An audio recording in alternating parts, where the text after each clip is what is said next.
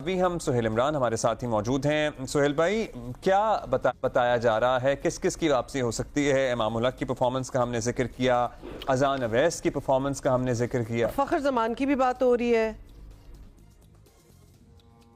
अब्दुल्ला और हुमा, ये जो दो टेस्ट मैचेस हैं, जैसा कि आपने भी कहा कि वर्ल्ड टेस्ट चैंपियनशिप से पाकिस्तान पहले ही बाहर हो चुका है, फाइनल रस्मी कार्रवाई है, लेकिन पाकिस्तान टीम को पहले ही टेस्ट मैचेस बहुत कम मिलते हैं।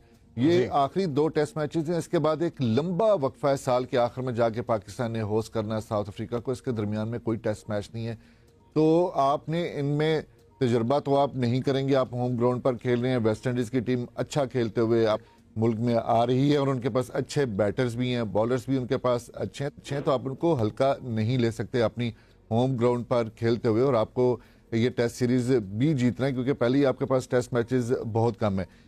फोर्स्ड जो तब्दीलियां हैं जो कि पाकिस्तान को मजबूरी में करना पड़ रही हैं, वो एक तो साइम अयूब की है, इंजर्ड है, इसके साथ साथ हसीबुल्ला विकेट कीपर बैटर हैं, वो भी उनका भी हाथ जो है वो इंजर्ड हो चुका है। ये दोनों तो बाहर हैं उस सीरीज के।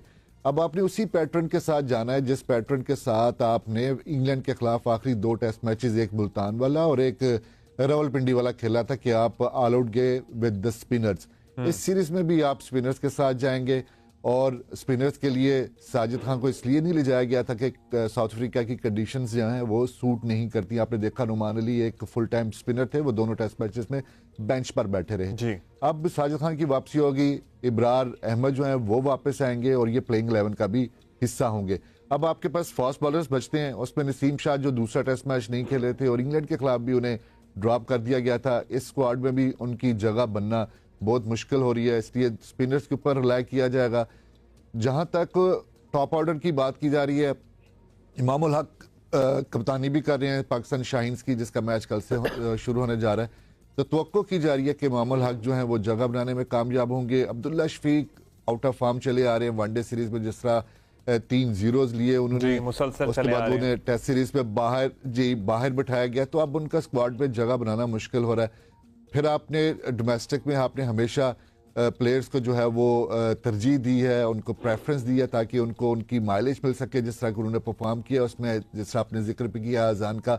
लेकिन उससे पहले आप अबू हरेरा को भी आपने टीम में रखा था, जो कि डोमेस्टिक के बहुत अच्छे परफॉर्मर थे, उनको टेस्ट क्रिकेट में मौका नहीं मिला था। तो नो डाउट ये नौजवान बैटर बड़े अच्छे हैं, लेकिन आपने जो उससे पहले खिलाड़ी अच्छा कर चुके हैं डोमेस्टिक में, आप उनको तो पहले पूरा चांस दे लें, फिर उसके बाद आप इनकी तरफ आएंगे। नो डाउट ये 15-16 रुकनी जो स्क्वाड होगा उसमें उनकी एनकरेजमेंट के लिए उनको जरूर लिया जा सकता है, लेकिन मैं नहीं देख रहा कि बिल्कुल ही रॉ प्लेयर्स जो हैं जो अभी डोमेस्टिक में अच्छा परफॉर्म कर रहे हैं उनको खिलाया जाए। बाकी जो आपके पास प्लेइंग 11 में उसमें भी, और राशिद भाई हमारे साथ हो गए थे, डोमेस्टिक में भी एक सीजन नहीं, एटलीस्ट 3 सीजन देखने चाहिए, उनका एवरेज फिर निकालना चाहिए। अच्छा सुहेल भाई, इंडियन मीडिया ने एक हंगामा मचाया हुआ है हमारी स्टेडियम्स की तामीर नौ को लेकर। क्या अपडेट है? ग्रे स्ट्रक्चर हमें पता है मुकम्मल हो गया है, बड़ी तेजी से फिनिशिंग का काम जारी है।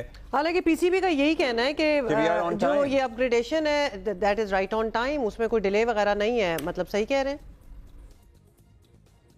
अब्दुल्ला? मैं तो यही कहूंगा कि इंडियन मीडिया को कुछ ना कुछ चूरन चाहिए होता है बेचने के लिए 10-15 दिन के बाद। अब 10-15 दिन खासी खामोशी रही थी जब से वो हाइब्रिड कह लें उसको या फ्यूजन मॉडल कह लें, वो हुआ, शेड्यूल अनाउंस हो चुका। अब वो खासा अपनी उनकी बीजीटी जो थी, बॉर्डर गावस्कर ट्रॉफी भी थी, जो कि वहां पर उन्हें शिकस्त का सामना करना पड़ता है, 3-1 से वो हारते हैं, बुरी परफॉर्मेंस रहती है उनके बैटर्स की। उस तरफ से ध्यान हटाने के लिए बजाय इसके कि उसका वो पोस्टमार्टम करें कि उनकी कारकर्दगी क्यों नहीं अच्छी रही, अपने टॉप ऑर्डर बैटर उनका विराट कोहली, रोहित शर्मा अच्छा नहीं रहे, उनका मुस्तकबिल क्या है, वो फिर घुमा फिरा के फिर चैंपियंस ट्रॉफी को लेके आ गए ताकि लोगों की तवज्जो उसके ऊपर हटाई जा सके। जो मुकामी लोग हैं, कल सारा दिन उनके इंडियन मीडिया के ऊपर, अखबारात में भी, वेबसाइट्स के ऊपर भी, उनके टीवी शोज में ही हैं, परसों रात से सिर्फ इसी के ऊपर चल रहे हैं कि जी पाकिस्तान में कंस्ट्रक्शन का काम पूरा नहीं हुआ, वहां पे ये होने वाला है। सुहेल, उनका तो ये काम है ना, जैसे आप कह रहे हैं उनको कुछ चूरन चाहिए, उन्होंने बेचना है, लेकिन हमारा काम किस हमें तो बता देना कि हमारा काम किस स्टेज पे एक्चुअली, बिकॉज हमें ये तो पता है कि कुछ अरसे पहले तक तो it was all under construction, अभी भी है, but are we on target, are we on time? और ट्राई सीरीज भी कराची और लाहौर में ट्रांसफर हो गई है।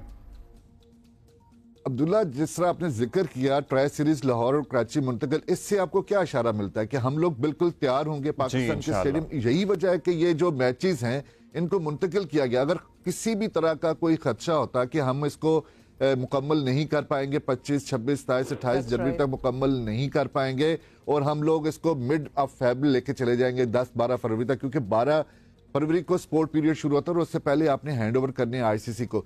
तो आपके अगर जेहन में ये खदशा होता कि ये मुकम्मल नहीं हो सकते, तो कैसे आप लोग तीन जो सेफ फ्री की सीरीज है उसके मैचेस जो हैं वो लाहौर और कराची मुंतकिल करते हैं? सिर्फ इसी वजह से आप कर रहे हैं ना कि ये स्टेडियम मुकम्मल होंगे, यहाँ पर ट्रायल सुहेल, आपकी बात से ये जरा तसल्ली हो गई है हमें कि तसल्ली रखनी चाहिए, हम सबको तसल्ली वैसी रखनी है, इंशाल्लाह। मजाक तो नहीं है ना, नेचुरली कह रहे हैं तो ठीक ही हो रहा होगा।